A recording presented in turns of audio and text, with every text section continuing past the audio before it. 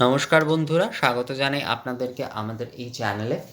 আ আজ শিবরাত্রির ষড়ঙ্গ ধূপ নিয়ে বলবো। শিবরাত্রির পুজোতে ষড়ঙ্গ ধূপ আপনি বাড়িতেই কিভাবে প্রস্তুত করে বাবাকে প্রতি প্রহরেই কিন্তু এই ষড়ঙ্গ ধূপ আপনি দিতে পারেন। খুবই সহজেই এই ধূপটি প্রস্তুত করে নিতে পারেন এবং তার জন্য কিন্তু আপনার চাই আম ধুনা, অর্থাৎ একদম যে হলুদ ধুনা অর্থাৎ পীত ধুনা যেটি, সেটি আপনাকে নিতে হবে। তার সঙ্গে গোগ্গুল নিতে হবে, তার সঙ্গে আপনাকে নিতে হবে চন্দন, তার সঙ্গে অগরু কাষ্ঠ এবং কর্পূর, ভীমসেনী কর্পূর এবং জটামাংসী। এই ৬টি আপনাকে নিতে হবে।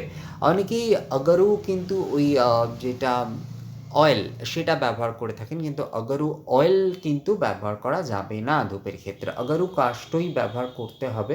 হ্যাঁ, অগরু কাষ্ঠর অনেকটাই দাম বেশি, তো সেক্ষেত্রে সবাই হয়তো সেটা নাও নেওয়া সম্ভব হতে পারে সত্যিই।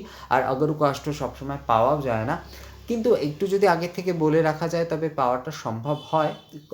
একেবারে যে অসম্ভব তাও নয়, কিন্তু একটু অনেক জায়গায় পেতেই সমস্যা হয়। অনলাইনে যদিও আজকাল কিন্তু পাওয়া যায় খুব সহজেই। তো সেক্ষেত্রে আমি বলব, যদি অগরু না পাওয়া যায় তো সেক্ষেত্রে কিন্তু চন্দন, সাদা চন্দন এবং হলুদ যে চন্দন আরেকটি পাওয়া যায়, এই দুটি চন্দনই কিন্তু বাবাকে দেওয়া যেতে পারে। অথবা সেই জায়গায় কিন্তু পদ্মবীজও কিন্তু ব্যবহার করা যেতে পারে এক্ষেত্রে। পদ্মবীজ অথবা বেলফল, শুকনো বেলফল, সেটিও কিন্তু ব্যবহার করা যেতে পারে বাবার ধূপের ক্ষেত্রে। তো ষড়ঙ্গে এই ধূপের মধ্যে আপনাকে ধুনা নিতে হবে, তার সঙ্গে গুগ্গল নিতে হবে, চন্দন কাষ্ঠ, অগরু, ভীমসেনী কর্পূর এবং জটামাংসী ঘৃত সহকারে এই ধূপ প্রজ্বলন করে আপনি কিন্তু ধূপ নৈবেদ্য প্রদান করতে পারেন বাবাকে। ধূপ নিবেদন অর্থাৎ দশোপচার আদি, ষোড়শোপচার আদি বা পঞ্চোপচারে আপনি ধূপ নিবেদন করছেন, সেই সময় আপনি ধূপ নিবেদনের সময় এই ধূপ দিতে পারেন এবং তার সঙ্গে সঙ্গে ফলমূল আদি নৈবেদ্য আদির সঙ্গেও কিন্তু ধূপ নৈবেদ্যও কিন্তু আপনি প্রদান করতে পারেন এই ধূপ সহযোগী। ধূপ নৈবেদ্যের ক্ষেত্রে কিন্তু ষড়ঙ্গ ধূপ দিয়ে যদি আপনি ধূপ নৈবেদ্য প্রদান করে থাকেন, তো সেক্ষেত্রে কিন্তু ঘৃত এবং মধু দ্বারা সেটি প্রদান করলে খুবই উত্তম হয়। অর্থাৎ এই ৬টি সামগ্রীর সঙ্গে ঘৃত এবং মধু মিশ্রিত করে সেটি প্রদান করলে খুবই ভালো হয়। তো ষড়ঙ্গ ধূপের ক্ষেত্রে, শিবরাত্রিতে বাবাকে ষড়ঙ্গ ধূপের ক্ষেত্রে আপনাকে ধুনা নিতে হবে, তার সঙ্গে গুগ্গুল নিতে হবে, তার সঙ্গে আপনাকে চন্দন, অগরুর ক্ষেত্রে অগরুর যদি না পাওয়া যায় তো সেক্ষেত্রে কিন্তু আপনারা কমল বীজ বা শুকনো বেলফলও ব্যবহার করতে পারেন। এবং তার সঙ্গে আপনাকে নিতে হবে ভীমসেনী কর্পূর এবং জটামাংসী। এগুলি ঘৃত সহকারে অবশ্যই প্রজ্বলন করে বাবাকে ষড়ঙ্গ ধূপ প্রদান করবেন। প্রতি প্রহরেই কিন্তু ধূপ প্রদান করতে, এই ষড়ঙ্গ ধূপ আপনি প্রদান করতে পারেন। একটি বিষয় শুধু আপনাদেরকে বলবো, এই বিষয়টি আপনারা একটু মাথায় রাখবেন।